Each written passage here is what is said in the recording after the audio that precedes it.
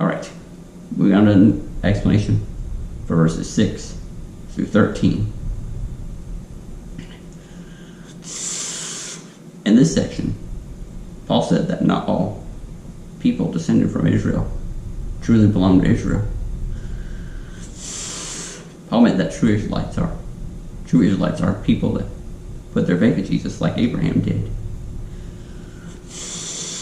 True Israelites are not of biological descent, but are children of Abraham in the spiritual sense, according to the promise given to Abraham.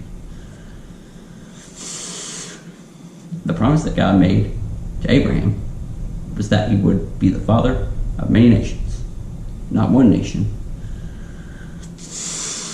God essentially made Abraham the father of the faith, because he was the first of people to put their faith in Jesus after the flood. So those who put their faith in Jesus afterward, according to the promise made to Abraham, were Abraham's spiritual children. This goes along with another promise that Abraham's people would bless all nations. Jesus Christ, the Son of God, was that blessing to all nations that came from the nation of Israel.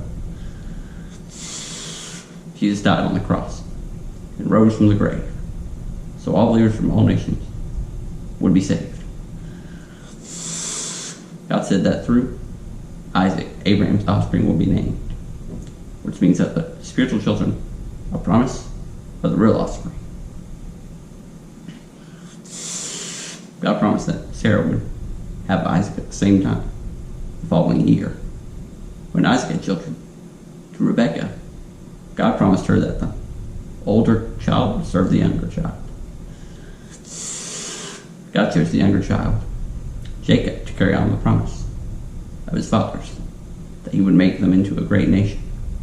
God did not choose Jacob because he did good works, and Esau did very evil things. God chooses whomever he wants. But it's not because he loves Jacob more and Esau less. Alright, moving on to the explanation for verses 14 through 18. Paul asked a rhetorical question in regards to God's choice to save some and not others. He asked if there was any injustice on God's part, and the obvious answer is, of course not. God is the ruler and creator of the universe. He can do whatever he wants. He is God. He told Moses back in Exodus that he will have mercy on whom he wants to have mercy, and will have compassion on whom he wants to have compassion.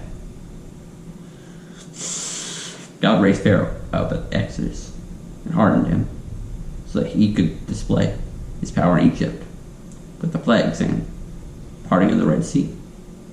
God did it all for his glory, and so that peoples, under including the Egyptians, would know that he is Lord of all. God can have mercy upon or harden whomever he wills. God did not destroy Pharaoh because he loved him any less than anyone else. God loves every person equally, regardless of deeds, good or evil. The reason Pharaoh died and went to hell is because he did not believe in God or turn from his evil ways to let the Israelites go when God commanded him. God gave Pharaoh many chances, but Pharaoh rejected them. So God hardened Pharaoh's heart because God knew beforehand that Pharaoh would never believe.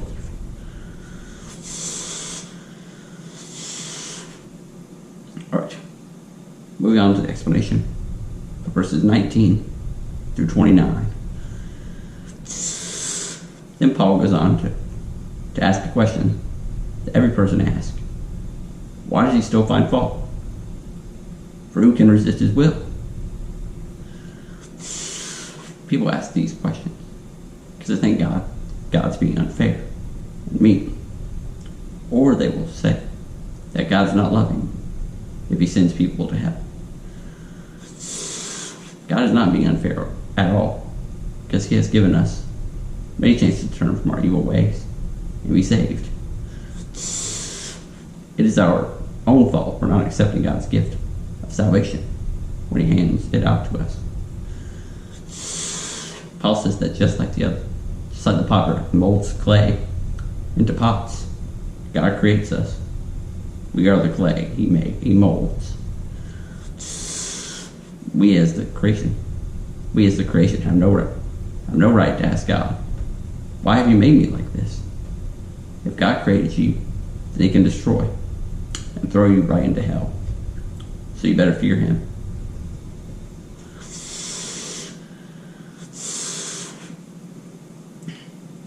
If God can't get you to accept His free gift of salvation, then He will have to use the non-believer like Pharaoh for His glory. God has a predetermined purpose for believers and non-believers.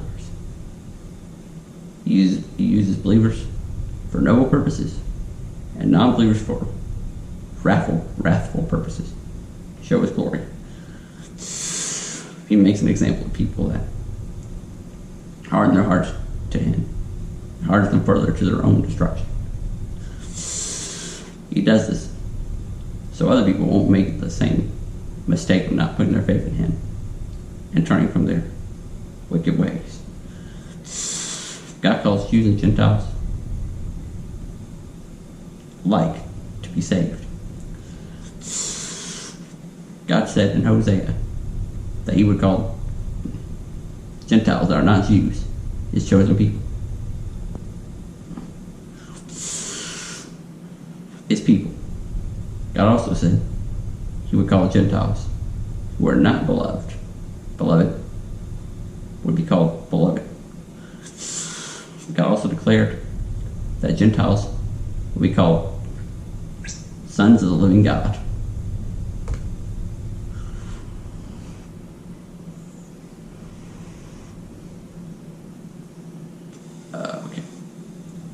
Along with the Jews. Then Isaiah said that even if the number of Israelites be like the sand of the sea, only a remnant would be saved. This remnant not only includes the remnant of Israel, but the remnants from all other nations as well. All other people that never put their faith in Jesus or decline His gift of salvation, God's wrath will come upon them on the earth. They will be sentenced to the lake of fire on the final white throne judgment day. If God had not left a remnant for Israel or the other nations, we would be desolate like Sodom and Gomorrah in Genesis.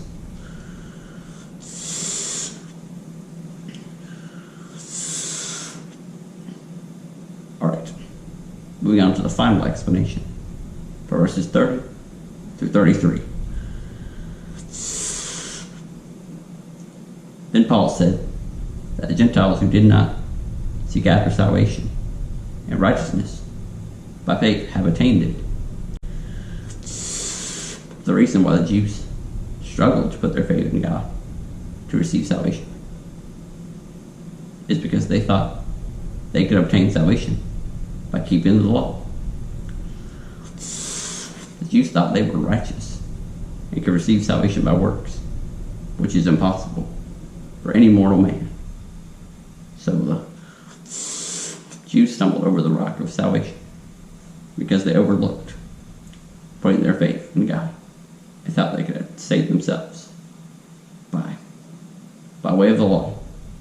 So Jesus was a rock of offense to them.